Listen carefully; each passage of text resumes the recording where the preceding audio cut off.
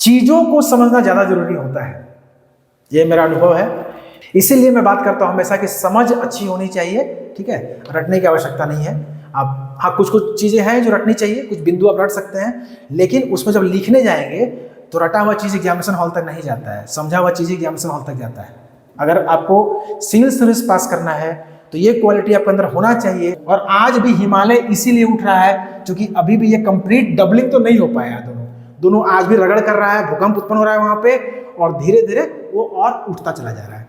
जोहार दोस्तों, आप सबका स्वागत है हमारे इस चैनल पे। आज हम लोग एक ज्योग्राफी का एक बहुत ही महत्वपूर्ण टॉपिक जो इस बार बहुत ज़्यादा संभावित है कि इस बार आ जाएगी एग्जामिनेशन में, प्लेट विवर्तनिक सिद्धांत।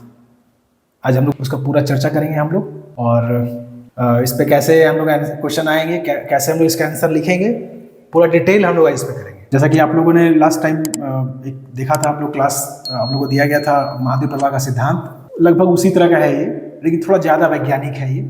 और इसीलिए इसका जो स्थान है वो विज्ञान में जिस तरह से आपका डार्विनवाद का है, उसी तरह भूगोल में इसका स्थान है प्लेट विवर्तनिक सिद्धांत का। चूंकि ये बहुत सारे भूगोलिक जो समस्याएं हैं, या वो क्यों हो रहा था, कैसे हो रहा था, जो इस तरह के बहुत सारे प्रश्न होते थे लोगों के मन में, उसको इस सिद्धांत ने दूर किया है, प्लेट विवर्तनिक सिद्धांत। जैसा कि मैं सबसे पहले चाहता हूं कि जो टॉपिक है उसमें जो भी वर्ड्स हम लोग यूज करते हैं पहले उसको हम लोग समझते चले, बाद में उसका जो क्वेश्चन होगा और हम लोग कैसे उसको मेंस पॉइंट ऑफ व्यू से देखेंगे वो लास्ट में करते हैं हम लोग।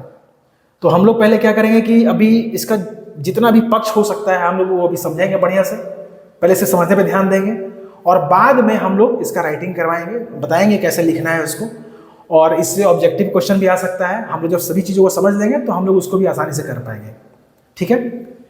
तो पहला चीज़ ये है कि जो प्लेट विवर्तनिक सिद्धांत है ये है क्या, किसने दिया, क्यों दिया, प्लेट क्या है, प्लेट में गति कैसे हो रहा है, कैसे ये भूभौतिक समस्याओं का निराकरण करने में सक्षम हो रहा है, ये सभी चीज़ों को हम लोग बारी बारी से भी जानेंगे। तो एक फैक्ट है कि प्लेट जो है उस शब्द की उत्पत्ति जो है सबसे पहले टूजो विल्सन ने किया है 1965 में, टूजो विल्सन ने। ये बहुत महत्वपूर्ण फैक्ट नहीं है, अब नहीं लिखेंगे तब भी ऐसा नहीं नंबर कम आएगा, ठीक है। चीज़ों को समझना ज़्यादा जरूरी होता है, ये मेरा अनुभव है कि अगर आप चीज़ों को समझते हैं तो आपका नंबर आता है, क्योंकि तभी आप जब लिखने जाएंगे तो आपका जो ज्ञान है वो वहाँ निकलेगा। अगर आप बिना समझे रट के जाते हैं वहाँ पे तो आपका राइटिंग कभी भी बहुत ही अच्छा नहीं होगा, उसमें फ्लो नहीं आएगा, कभी नहीं होगा। और यही कारण है कि कोई स्टूडेंट जो संस्कृत ऑनर्स किया हुआ हो, वो ग्रेजुएशन संस्कृत में हो, उसका ज्योग्राफी में ज़्यादा नंबर आ सकता है, और हो सकता है कि कोई ज्योग्राफी में पीएचडी हो उसका नंबर ज़्यादा ना आए, ये पॉसिबल है। क्योंकि हमको क्या सीखना है, कैसे प्रेजेंट करना है, कितना चीज़ लोग लेके जाना है, इस पे डिपेंड करता है। हम लोग को विद्वान नहीं बनना है, हम लोग को चीज़ों को समझना है, अपने दिमाग में रखना है, और उसी में चिंतन मंथन करते रहना है, और कैसे हम क्या आएगा कैसे लिख देंगे, कहाँ से क्या खींच के लाएंगे, ये क्वालिटी आपके अंदर डेवलप करना पड़ेगा। अगर आपको सिविल सर्विस पास करना है तो ये क्वालिटी आपके अंदर होना चाहिए कि क्वेश्चन किसी तरह से भी घुमा के पूछे, हम उसको, मेरे दिमाग में ये रहेगा खाका कि हमको कहाँ से कितना लाइन लाना है, कितना पैरा लेके आना है, और कैसे उसको उसमें आंसर में डाल देना है। इसीलिए मैं बात करता हूँ हमेशा कि समझ अच्छी होनी चाहिए, ठीक है, रटने की आवश्यकता नहीं है। आप हाँ, कुछ कुछ चीज़ें हैं जो रटनी चाहिए, कुछ बिंदु आप रट सकते हैं, लेकिन उसमें जब लिखने जाएंगे तो रटा हुआ चीज़ एग्जामिनेशन हॉल तक नहीं जाता है, समझा हुआ चीज़ एग्जामिनेशन हॉल तक जाता है, ठीक है। तो जैसा कि प्लेट जो है, उस शब्द का जो है पहली बार टूजो विल्सन ने 1965 में बताया कि भाई प्लेट होता है। अभी प्लेट है क्या वास्तविक में? तो प्लेट आप कह सकते हैं कि जो भूपर्पटी का जो भाग है, जो भूपर्पटी है, ठीक है, भूपर्पटी से लेकर के नीचे का और कुछ भाग तक, मतलब आप देखे होंगे LVZ।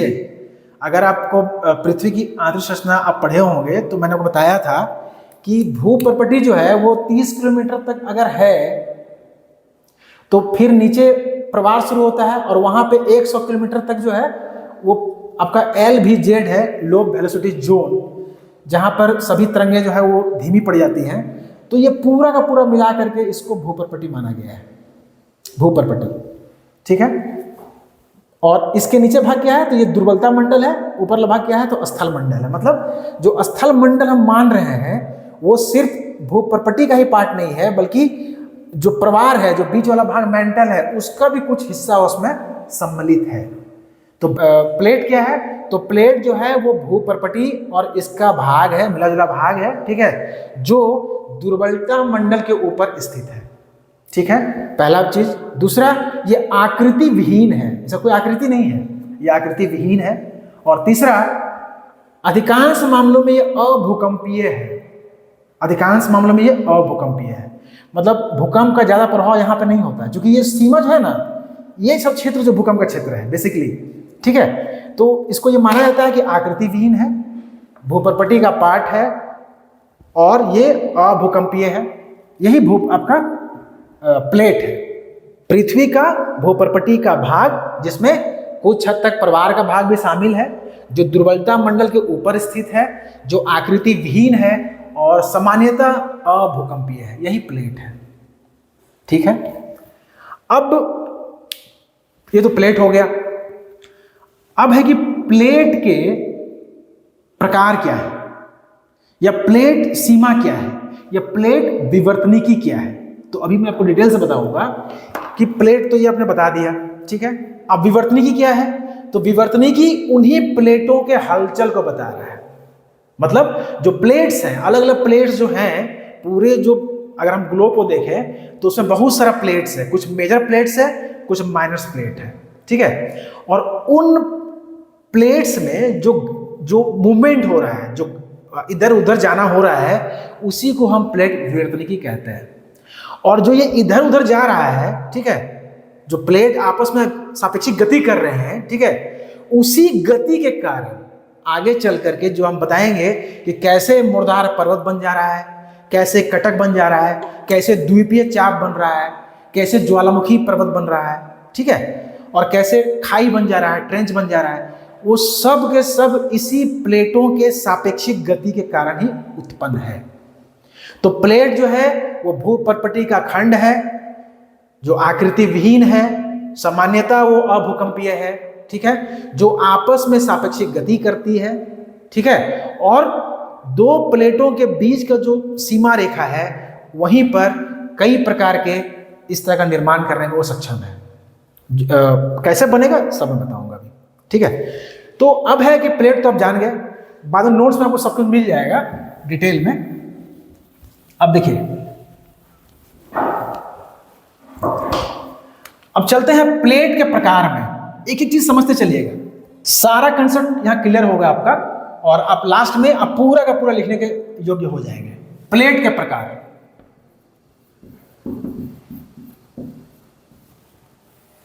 ठीक है। तो अगर देखा जाए तो इसको लोग दो भाग में बांट के देखते हैं। एक है ज्यामितीय भाग, एक है गतिकीय भाग।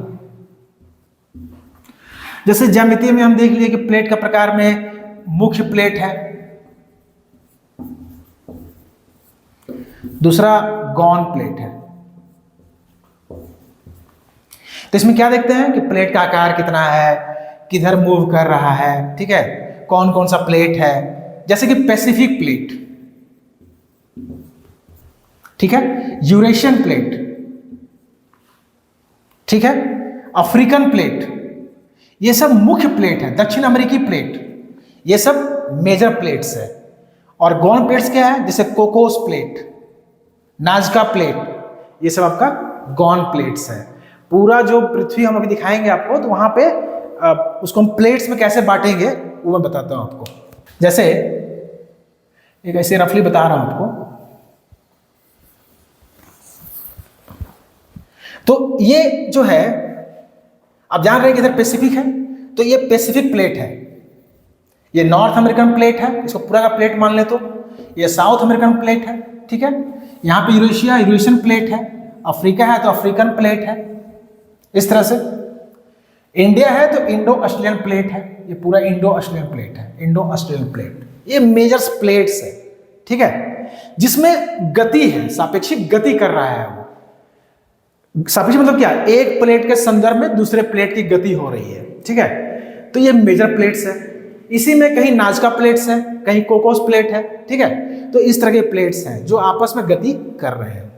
अब प्लेट क्या है, जो हम ग्लोब देख रहे हैं, जो क्रस्ट है उसी का पार्ट है, वो क्रस्ट का भाग है, जिसमें कुछ हद तक प्रवाह का भाग भी शामिल है। कहाँ तक, जहाँ तक दुर्बलता मंडल नीचे है वहाँ तक, वो पूरा पार्ट प्लेट कहला रहा है, ठीक है, जो आकृति विहीन है, कोई ऐसा कुछ फिक्स इसका आकृति है नहीं, और इसमें सापेक्षिक गति है, यही प्लेट्स है। तो एक हो गया कि प्लेट का अगर हम देखें साइज के आधार पर तो ये मेजर और माइनस प्लेट्स हैं, ठीक है। उसके बाद अगर हम प्रकृति के आधार पर देखें प्लेट्स को, तो प्लेट्स एक महासागरीय प्लेट हो सकता है, मतलब मान लीजिए ये है एक प्लेट है, ये महासागर है, ये महासागर, ये आपका बेसाल्ट से बना हुआ है, ठीक है। तो एक जो प्लेट दिख रहा है जैसे पैसिफिक प्लेट, पैसिफिक प्लेट जो है वो महासागरीय प्लेट है, ठीक है। तो एक प्लेट महासागरीय हो सकता है, दूसरा प्लेट महाद्वीपीय हो सकता है, मतलब महाद्वीप है सिर्फ उसमें, ये एक प्लेट ये हो सकता है महाद्वीपीय प्लेट, जैसे यूरेशियन प्लेट, ठीक है। और एक प्लेट महाद्वीपीय और महासागरीय दोनों हो सकता है, जैसे ये महाद्वीप है और यहां ऐसे ऐसे फैला हुआ है, ये यहां पे ऐसे सागर है, तो इस तरह का मिक्स प्लेट भी हो सकता है। तो ये तीन तरह के प्लेट हो सकते हैं, ठीक है। आकार के आधार पे बताया कि मुख्य प्लेट और गौण प्लेट, और अगर हम देखें प्रकृति के आधार पे तो ये महासागरीय प्लेट, महाद्वीपीय प्लेट या फिर मिक्स प्लेट, ऐसा हो सकता है। तो ये प्लेट आप समझ गए। अब देखते हैं कि आखिर इन प्लेट में गति क्या है और चीजें कैसे कैसे आगे बढ़ती है। तो अब तीसरा बिंदु है समझने वाला, प्लेटों में गति। अभी मैंने पहले बताया कि अभी सब चीजों को पहले समझा देता हूं, फिर इसका हम लोग राइटिंग करवाएंगे। प्लेटों में गति, देखिए जिस तरह महाद्वीप प्रवाह के सिद्धांत में सूर्य और चंद्रमा की ज्वारीय शक्ति, ध्रुवीय शक्ति, इनको माना गया था उसके प्रवाह के लिए जिम्मेवार, यहाँ पे ऐसा नहीं है। यहाँ पर जो प्लेटों में गति है, अगर आप देखें तो आप इस तरह समझिए कि आप जानते होंगे कि जो चीज थोड़ा मॉल्टन अवस्था में रहता है, द्रवित रहता है, उसमें संवहनिक धाराएं चलती हैं। संवहनिक धाराएं मतलब इसमें करंट्स ऊपर उठेगा, फिर नीचे आएगा, फिर ऊपर उठेगा, ऐसा, ये संवहनिक धाराएं हैं, और इससे ताप का संवितरण होता रहता है। आप जानते होंगे फिजिक्स में कि ताप का संवितरण तीन तरीके से होता है, एक चालन, दूसरा संवहन और तीसरा विकिरण। जो चालन है ये सॉलिड में है, जो संवहन है ये लिक्विड और गैस में है, और जो विकिरण है वो बिना माध्यम का है। जैसे सूर्य का प्रकाश, उसका जो ऊर्जा अगर धरती तक आ रहा है तो ये विकिरण से आ रहा है। जो हमारा वायुमंडल गर्म होता है या कोई पतीला का पानी गर्म होता है वो संवहन से होता है, और कोई लोहे का रॉड अगर एक तरफ हम उसको गर्म करें तो इसका ताप यहाँ तक पहुँच जाता है, ये चालन से होता है। तो सॉलिड में जो हीट ट्रांसफर होता है वो चालन से होता है, लिक्विड और गैस में संवहन से होता है, और जहाँ कोई मीडियम नहीं चाहिए वहाँ विकिरण से होता है। तो आप जानते हैं कि नीचे का जो द्रवित अवस्था है, मतलब स्थलखंड के नीचे जो द्रवित अवस्था है दुर्बलता मंडल में, वो मॉल्टन अवस्था है, तो वहाँ पे संवहनिक धाराएं वहाँ पे जन्म लेती हैं, और ये संवहनिक धाराएं ही है जो प्लेटों में गति उत्पन्न करने में सक्षम है, और उसका दिशा भी यही निर्धारित करता है। वो किस तरह करता है आप उसको देखिए अच्छे से। जैसे मान लिया कि यहां पर एक प्लेट है, यहां पर एक प्लेट है, और यहां पर एक प्लेट है, और एक प्लेट ये भी है। अगर संवहनिक धाराएं दो प्लेटों के समीप अगर ऊपर की ओर उठती है इस तरह से, इसको हॉट प्ल्यूम बोलते हैं, हॉट प्ल्यूम, ठीक है। तो ये ऊपर उठेगी तो ये इसको इधर धक्का देगा और ये इसको इधर धक्का देगा, यानी प्लेट में गति कैसा होगा, इस तरह होगा, और इस तरह होगा। आप ये कंडीशन जान लीजिए, इसको एक कंडीशन में बता रहा हूं अभी। इसमें प्लेट जो है वो एक दूसरे के विपरीत दिशा में गतिशील होंगे, इसके कारण इसको हम सीमा बोलते हैं, प्लेट सीमा यही है, एक प्लेट और दूसरे प्लेट के बीच की सीमा यही है। वहां पर अगर संवहनिक धाराएं उत्थित होती है और दो भाग में बढ़ती है तो यहां प्लेट एक दूसरे के विपरीत दिशा में गतिशील होते हैं। और जहां पर जैसे ये उठ के यहां गया, इधर से उठ के भी अगर इधर आ रहा है तो ये भी इधर ही आएगा, तो ये दोनों प्लेट नजदीक आएगा। ठीक है, ये कंडीशन दूसरा है, ध्यान रखिएगा कि ये दूसरा कंडीशन है। एक कंडीशन ये है कि जब दोनों प्लेट दूर हो रहे हैं, और ये कंडीशन ये है कि दोनों प्लेट आपस में नजदीक आ रहे हैं। इसका इंपॉर्टेंस है, हम आगे बताएंगे जब हम प्लेट किनारा को बताएंगे तब। ठीक है, तो आप देख रहे हैं कि जो संवहनिक धाराएं हैं वो प्लेटों को गति और दिशा देने में सक्षम है, इसी कारण से प्लेट में मूवमेंट हो रहा है। ठीक है, जो संवहनिक धाराएं हैं वो उठती है और ऐसे बढ़ती है, जहां बढ़ती है वो दो तरफ धकेलेगा और जहां पर इस तरह होता है वहां पे एक तरफ नजदीक लेके आएगा। और इसी कारण से तीन तरह के प्लेट सीमा, प्लेट किनारा पाया जाता है। ठीक है, तो दूसरा हमने देख लिया प्लेट को शक्ति कौन सा दे रहा है। अब आते हैं प्लेट सीमा में। प्लेट सीमा, देखिए हमारा मकसद सिर्फ ऐसा नहीं है कि आया कुछ ऐसा वैसे बोल के निकल गया। मेरा मकसद ये है कि जब किसी टॉपिक को बताऊं तो लगभग सभी चीजें आपके दिमाग में चले जाए, आप समझ जाए चीजों को और फिर आप लिख सकें। अब प्लेट सीमा, अब प्लेट सीमा जो है वो तीन तरह का है। इसका निर्धारण कैसे हुआ है, तो प्लेटों के सापेक्षिक गति के आधार पर तीन प्रकार के प्लेट सीमा की पहचान की गई है। पहला प्लेट है विनाशात्मक प्लेट किनारा या विनाशात्मक प्लेट किनारा। दूसरा है निर्माणात्मक प्लेट किनारा और तीसरा है संरचनात्मक प्लेट किनारा। अभी क्या है अभी बताता हूं। देखिए पहला है विनाशात्मक। अब तो समझिएगा विनाशात्मक कैसे है।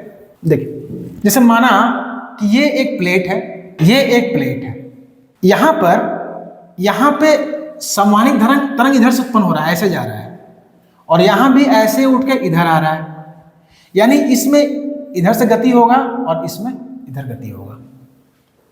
फिर क्या होगा, ये स्टेज 1 है। स्टेज 2 क्या होगा, इन दोनों में जो अपेक्षाकृत जो भारी प्लेट है, भारी मतलब जिसका चट्टान घनत्व तो ज्यादा है, वो जो प्लेट है वो एक दूसरे के नीचे छेपित हो जाएगा। तो अगर हम माने इसको तो ये छेपित हो गया नीचे ऐसा। आप जान रहे हैं कि ये तो दुर्बलता मंडल है, यहां पे पूरा ऐसा था। अब ये जो प्लेट घुस के इसके नीचे चला गया तो ये कहां चला गया, ये चला गया दुर्बलता मंडल में, और इसी को बोलते हैं बेनियोफ जोन। बेनियोफ जोन वहां चला गया। अब क्या क्या होगा आप यहां समझिए, फिर जब हम बताएंगे कि कैसे द्वीप बन रहे हैं, कैसे ट्रेंच बन रहे हैं, तो और क्लियर होगा। अब यहां समझिए इस जगह पे क्या हुआ, अगर इसका यहां से यहां 8 किलोमीटर था और यहां से यहां 8 किलोमीटर था तो 16 किलोमीटर होना चाहिए था इसका लंबाई यहां से यहां, लेकिन इसमें मान लीजिए 3 किलोमीटर अंदर घुस गया तो कितना हो गया, तो बचा 13 किलोमीटर यहां से यहां तक, तो 3 किलोमीटर का विनाश हो गया। ठीक है, जब दो प्लेट इस प्रकार स्थित हो कि जहां पर संवहनिक धाराएं आपस में टकराती हो तो उस दशा में दोनों प्लेट एक दूसरे के नजदीक आती है और अपेक्षाकृत भारी प्लेट हल्की प्लेट के नीचे छेपित हो जाती है। ठीक है, और बेनियोफ जोन में चली जाती है, और इस प्रकार से प्लेट का क्षेत्रफल में विनाश होता है। इस कारण से इसको बोलते हैं विनाशात्मक प्लेट किनारा। यहां क्या हो रहा है, विनाश हो रहा है। अब इस पे क्या हो सकता है हम बता रहे हैं। अब देखिए, अब चूंकि यहां पे तो वैक्यूम तो था नहीं, यहां पे तो पहले से मेटेरियल भरा हुआ था। अब जब यहां घुस गया ये और ये पिघल जाएगा तो ये क्या करेगा, ये फाड़ के बाहर निकलेगा, फोड़ के इस जगह पे। ठीक है, तो जब बाहर निकलेगा तो यहीं पे ज्वालामुखी उद्गार होगा, ये सब घटनाएं होंगी यहाँ पे। ठीक है, जिसमें यहाँ पे रगड़ होता रहेगा तो यहाँ भूकंपीय तरंग उत्पन्न हो जाएगा। तो ये सभी की सभी घटनाएं प्लेट टेक्टोनिक संबंधित है, आगे बताया जाएगा इसको। तो पहले ये समझिए कि जो विनाशात्मक प्लेट किनारा है वो यही है। ठीक है, अब दूसरा निर्माणात्मक प्लेट किनारा। निर्माणात्मक प्लेट किनारा। इसमें क्या हो रहा है कि माना कि ये प्लेट है, ये भी एक प्लेट है, यहां पर दोनों प्लेट सीमाओं के मध्य इस प्रकार की क्रिया हो रही है, ठीक है, कि यहीं पर जो समानित धारा है वो उत्थित हो रहा है और एक प्लेट इधर मूव कर रहा है, एक प्लेट इधर मूव कर रहा है, ठीक है, और कुछ मैग्मा इस दरार से बाहर आकर के यहाँ पे नया क्रस्ट बना रहा है, नया भूपट्टी बना रहा है। तो अगर यहाँ से यहाँ 8 किलोमीटर और ये 8 किलोमीटर था और 3 किलोमीटर और बन गया तो 8 8 16 और 3 19, यानी कि यहाँ पर प्लेट का निर्माण हुआ है। इस कंडीशन को बोलते हैं निर्माणात्मक प्लेट किनारा। अब इस कंडीशन में क्या बन सकता है वो हम बताएंगे आगे, जब हम आगे डिस्कस करेंगे, ठीक है। तो एक है विनाशात्मक प्लेट किनारा जहां पे प्लेट का विनाश हो रहा है, और एक है निर्माणात्मक प्लेट किनारा जहां प्लेट का निर्माण हो रहा है। अब तीसरा क्या है, संरचनात्मक प्लेट किनारा, उसको भी देख लेते हैं। मान लीजिए एक प्लेट ये है और एक प्लेट ये है, ये इधर मूव कर रहा है और ये इधर, ये थोड़ा रहस्यमयी घटना है, और ये इधर मूव कर रहा है। तो यहां पे ना निर्माण हो रहा है ना विनाश हो रहा है, तो इसको बोलते हैं संरचनात्मक प्लेट किनारा।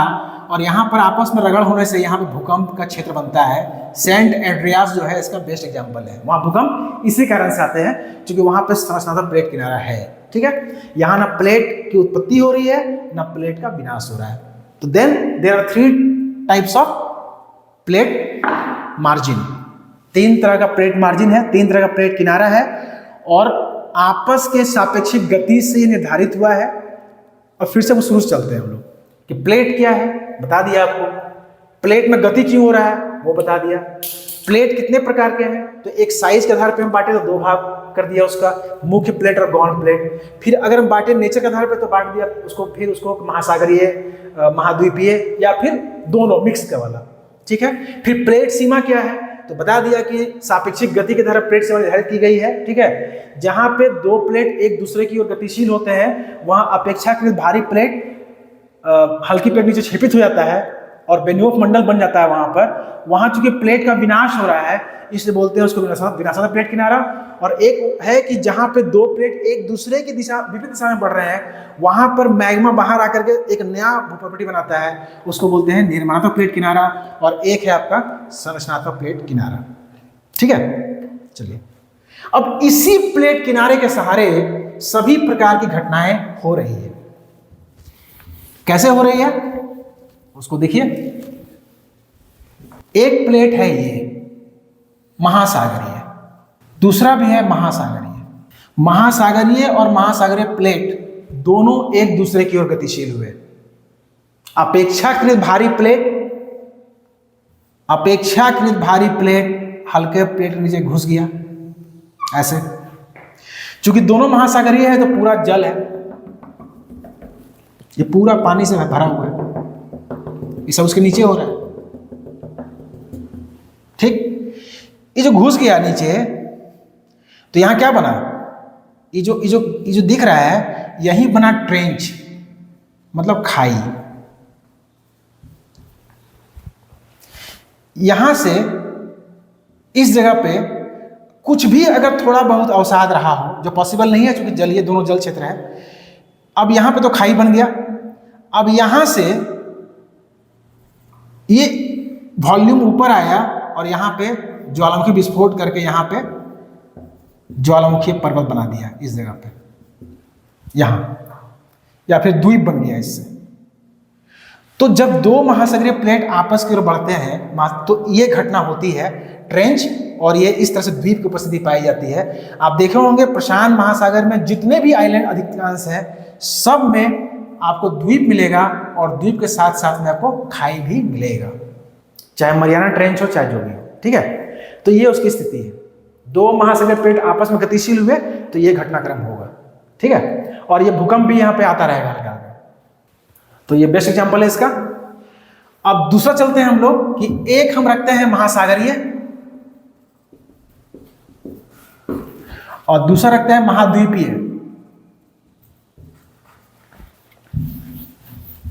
अब देखिए ये तो निश्चित है कि महासागरीय चूंकि बेसाल्ट निर्मित होता है तो भारी है, और ये ग्रेनाइट है तो बेसाल्ट जो है उसके नीचे चला जाएगा। तो स्थिति क्या होगी, ये नीचे गया, क्योंकि महासागरीय है तो यहां तो जल है इस जगह पे, यानी यहां तो पानी था, और ये आपका महाद्वीपीय है, ऐसे ये महासागरीय महाद्वीपीय है, तो ये पानी है पूरा। अब क्या हुआ कि इसके बीच का जो भूसन्नति है, जो बताया था कि जो भूसन्नति है, जब दोनों आपस में टकराया तो भूसन्नति जो है वो उठ करके यहाँ पे विशाल मुर्दार पर्वत का निर्माण करेगा इस जगह पे, यहाँ तो पर्वत हो गया। और ये जो जल क्षेत्र जो है यहाँ पे संकरा क्षेत्र, ये पूरा का पूरा ट्रेंच बन जाएगा, खाई। और चूंकि इसके नीचे आने से यहाँ वॉल्यूम बढ़ गया तो ये भी फाड़ के बाहर निकलेगा उद्गार के रूप में, और यहाँ कई प्रकार के ज्वालामुखीय पर्वत पाए जाएंगे। मतलब इस तरह की दशा में एक मुर्दार पर्वत, बहुत लंबा श्रृंखला का, कई प्रकार के ज्वालामुखीय उद्गार और खाई। इसका बेस्ट एग्जांपल है एंडीज, दक्षिण अमेरिका प्लेट और पैसिफिक प्लेट जब आपस में यहाँ टकराया तो इस जगह पे एंडीज का निर्माण हुआ।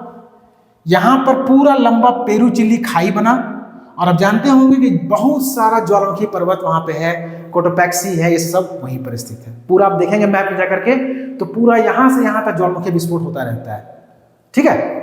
तो उसका बेस्ट एग्जांपल है कि जब महासागरीय और महादेव प्लेट आपस में टकराता है तो ये स्थिति उत्पन्न होती है, मुर्दार पर्वत के सहारे ट्रेंच पाया जाता है और साथ साथ में ज्वालामुखी उद्गार भी होते हैं, ठीक है।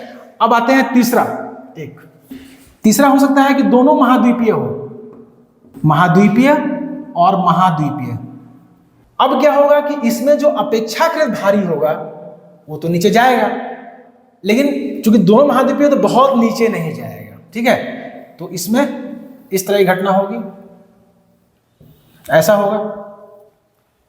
चूंकि यहां जल तो है नहीं, टकरा गया, तो ये जो है ये ट्रेंच तो नहीं बन पाएगा, लेकिन जब ये टकराएगा तो पहले तो यहां जल था इस जगह पे, दोनों जब अलग अलग थे तो यहां जल था, यहां भूसन्नति तो था, तो वो उठ करके मुर्दार पर्वत बन जाएगा, ठीक है। और ये जो गर्त है, इससे विकसित होने वाली नदियां कल जब इसमें निक्षेप करेगी तो ये पूरा गर्त भर जाएगा मिट्टी से और उपजाऊ मैदान का निर्माण होगा। और इसको बोलते हैं क्रस्टल डबलिंग। ये दोनों धीरे धीरे पूरी तरह से ज्वाइंट माना जा रहा है, लेकिन फिर भी कुछ कुछ यहाँ पे घर्षण हो रहा है तो पूरा भूकंप का क्षेत्र भी होगा, और कुछ कुछ मैग्मा जो है पिघल करके इसके अंदर घुस के भी रहेगा यहाँ पे, ठीक है। फिर मान ली यही उद्गार हो रहा है मैग्मा का, तो यहाँ पे नीचे से जोर लगा रहा है तो ये भी थोड़ा सा ऊपर उठेगा इस तरह से। इसका बेस्ट एग्जाम्पल है हिमालय, ठीक है। यूरेशियन प्लेट और जो इंडोस्टाइल प्लेट टकराता है जब वहां पे, तो टेथिस भूसन्नति से हिमालय का निर्माण होता है। ये जो गर्त है इसमें हिमालय के द्वारा उत्पन्न नदियों के द्वारा उसको भर दिया जाता है, और आज पूरा का मैदान आप देखते हैं, सिंधु गंगा ब्रह्मपुत्र का मैदान, ये पूरा उपजाऊ मैदान यहाँ बन चुका है। यहाँ पे जो पठार है, तिब्बत का पठार, पामीर का पठार, उसमें उत्थान इसीलिए हुआ है कि ये जो मैग्मा जाकर उसको पुश कर रहा है तो वो धीरे धीरे उठता चला गया वो, और आज भी हिमालय इसीलिए उठ रहा है क्योंकि अभी भी ये कंप्लीट डबलिंग तो नहीं हो पाया। दोनों आज भी रगड़ कर रहा है, भूकंप उत्पन्न हो रहा है वहां पे, और धीरे धीरे वो और उठता चला जा रहा है। तो इसका बेस्ट एग्जांपल ये है, ठीक है। तो दो महासागरीय हो गया, एक महासागरीय एक महाद्वीपीय हो गया। अब दो महाद्वीपीय हो गया, अब एक और भी हो सकता है जब एक महासागरीय और दूसरा महासागरीय महाद्वीपीय, मतलब मिक्स वाला हो, ठीक है।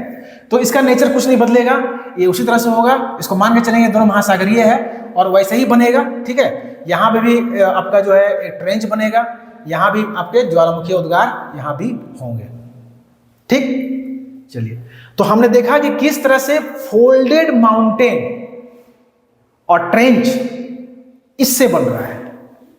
फोल्डेड माउंटेन और जो ट्रेंच है और द्वीप, तीन चीज, मतलब इस विनाशात्मक प्लेट किनारे के सहारे तीन तरह के निर्माण हो रहे हैं। पहला मुर्दार पर्वत, दूसरा पर्वतों के सहारे खाई, और तीसरा द्वीप या द्वीपीय चाप, ये इससे बन रहे हैं। ये बता पा रहा है प्लेट टेक्टोनिक, ठीक है। चलिए अब चलते हैं हम लोग निर्माणात्मक प्लेट किनारे के सहारे क्या बनता है। तो दो प्लेट एक इधर और एक इधर मूव कर रहा है, तो यहां पे नया क्रस्ट बनेगा, नया भूप्रवृत्ति बनेगा यहां पे इस जगह पे। तो इसी को बोलते हैं कटक। कटक देखिए, कटक जो होता है ना, उसको अंग्रेजी में दो तरह से जानते हैं। एक होता है रीज, RISE, एक होता है RIDGE, रीज। दोनों रीज ही पढ़ते हैं। अंतर क्या है कि जब लावा, ये जो मैग्मा है, अगर ये बहुत ही एसिडिक है तो इसका फैलाव बहुत नहीं हो पाएगा और ये बहुत ही तीव्र ढाल युक्त होगा, तो इसको बोलेंगे कटक। और जब इसका लावा बेसाल्टिक हो तो उस, या फिर बेसाल्टिक नहीं, क्षारीय हो, तो उस कंडीशन में लावा इसका बहुत चिपचिपा, बहुत गाढ़ा नहीं होगा, ये दूर तक फैलेगा, ऐसा ढाल बहुत मंद होगा और उसको कगार बोलेंगे। तो कटक और कगार एक ही चीज है, दोनों उत्थित है, लेकिन कटक में जो है ढाल तीव्र होता है और कगार में ढाल निम्न होता है। कटक की जो ये है, जो उसका जो लावा मैग्मा है वो एसिडिक है, अम्लीय है, और उसका जो है वो क्षारीय है। ठीक है। और आप देखे होंगे कि मध्य अटलांटिक क्षेत्र में हजारों किलोमीटर लंबा एस आकृति का एक कटक पाया जाता है। वो इसी कारण से है क्योंकि वहां पे अफ्रीकन प्लेट ईस्ट की ओर और अमेरिकन प्लेट वेस्ट की ओर मूव कर रहा है और बीच से मैग्मा बाहर निकल करके नया भूप्रवृत्ति का निर्माण कर रहा है। और वो कैसा है, तो वो कटक के रूप में वहां आज ही दिखा जाता है, वहां पाया जा रहा है। ठीक है, तो ये कटक बता दिया कैसे बन गया यहाँ पे, क्लियर है। चलिए, तो प्लेट टेक्टोनिक ने प्लेट किनारों के सहारे कई प्रकार के भूभौतिक समस्याओं का निदान करने का कोशिश किया। कई प्रकार के निर्माण को उन्होंने बताया कि कैसे वो हो रहा है, उसकी वैज्ञानिक व्याख्या की। ठीक है, इसीलिए इसका महत्व है और इसीलिए भूगोल का ये, इसको कह सकते हैं कि जिस तरह डार्विनवाद है अपने क्षेत्र में, उसी तरह से प्लेट टेक्टोनिक भूगोल में है। यही इसका कारण है बहुत बड़ा। और अब है कि आप इसका प्रमाण अगर देखेंगे तो प्रमाण बहुत सारा है, जैसे भूचुंबकत्व है, सागर नेत्र प्रसरण है, फिर आपका एक जॉइड्स करके एक रिसर्च हुआ था, वो जॉइड्स है। ठीक है, उसका सैटेलाइट से भी देखा गया है कि मूवमेंट हो रहा है, गति हो रहा है आज भी। ठीक है, तो इस तरह की चीजें, बहुत सारी चीजें आपको देखने को मिलेगी जो कंप्लीट आपको नोट से मिल जाएगा कि क्या क्या प्रमाण है जो प्रमाणित करते हैं कि प्लेट टेक्टोनिक थ्योरी के द्वारा जो गति हो रहा है वो है आज, उसकी वैज्ञानिक व्याख्या कर सकते हैं हम लोग उसको। ठीक है, तो आप समझ गए होंगे बढ़िया से इसको कि प्लेट क्या है, प्लेट विवर्तनिकी क्या है, प्लेट सीमा क्या है, प्लेट के प्रकार क्या है, विनाशात्मक प्लेट किनारा क्या है, निर्माणात्मक प्लेट किनारा क्या है, संरचनात्मक प्लेट किनारा क्या है, आप लोग ये बढ़िया से जान चुके होंगे। ठीक है, और इसकी शक्तियां क्या है, तो वही समानिक तरंगें शक्तियां हैं इसकी। ठीक है, इसी को बस सजा के लिख देना है हमेशा। ठीक है ना, कि प्लेट विवर्ती सिद्धांत का विवरण दे तो बस यही लिखना है कि प्लेट का तात्पर्य यह है, सर्वप्रथम टूजो विल्सन ने 1965 में प्लेट शब्द की उत्पत्ति की। प्लेट विवर्तनिक सिद्धांत जो है वो प्लेटों के सापेक्षित गति और प्लेट सीमाओं के सहारे विभिन्न प्रकार के निर्माण को बताने में सक्षम है कि कोई मुर्दार पर्वत कैसे बना है, मुर्दार पर्वत के साथ में वो उतनी लंबी खाई क्यों मिल रही है, द्वीपों की वहाँ उत्पत्ति क्यों हुई है, द्वीप के सहारे खाई क्यों मिल रहे हैं, मध्य अटलांटिक कटक का निर्माण कैसे हुआ है। इन सभी भूभौतिक जो प्रश्न थे उसका जवाब देने में प्लेट विवर्तनिक पूरी तरह सक्षम है। प्लेट विवर्तनिक सिद्धांत के तहत प्लेटों के मुख्य रूप से 3 प्रकार पहचाने गए हैं प्लेट का। एक आपका है, एक तो मुख्य और गौण वाला कर चले जाएंगे, और दूसरा प्रकृति के आधार पे वही आपका महासागरीय या फिर महाद्वीपीय या महाद्वीपीय महासागरीय, ये प्लेट का प्रकार बता देंगे। उसके बाद प्लेट सीमाओं को 3 प्रकार से पहचाना गया है, विनाशात्मक प्लेट किनारा, निर्माणात्मक प्लेट किनारा और संरचनात्मक प्लेट किनारा। फिर उसको डिस्कस करेंगे कि विनाशात्मक का मतलब क्या, कि जब 2 प्लेट एक दूसरे के गतिमान हो तो आपस में वो एक जो भारी प्लेट है वो नीचे क्षेपित हो जाता है, प्लेट का विनाश होता है, एंड सो। फिर निर्माणात्मक प्लेट किनारा क्या है कि जब 2 प्लेट एक दूसरे के विपरीत दिशा में गतिशील होते हैं तो वहाँ पर नीचे का मैग्मा ऊपर आकर के नया क्रस्ट बनाता है, वहाँ निर्माण होता है, इसलिए इसको बोलते हैं निर्माणात्मक प्लेट किनारा।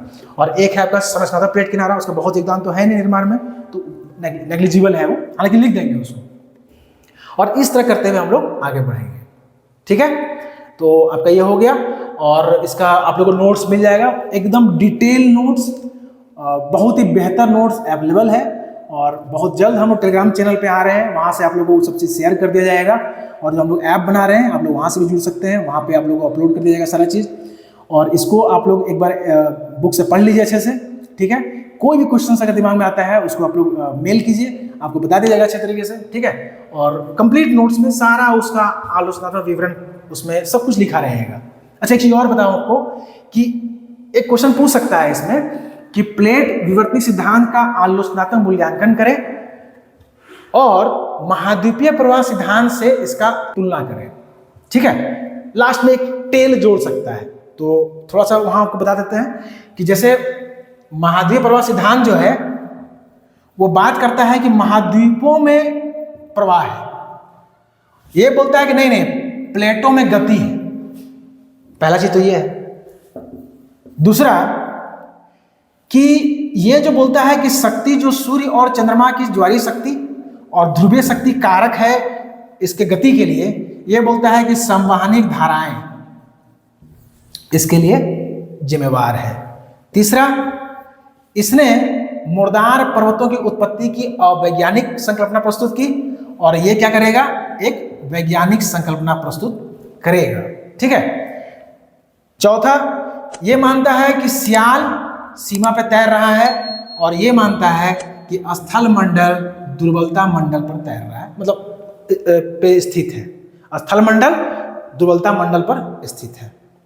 तो ये चार बहुत है, अगर हम चाहेंगे तो लिख सकते हैं वहां पे कि ये डिफरेंसेस है दोनों में, ठीक है।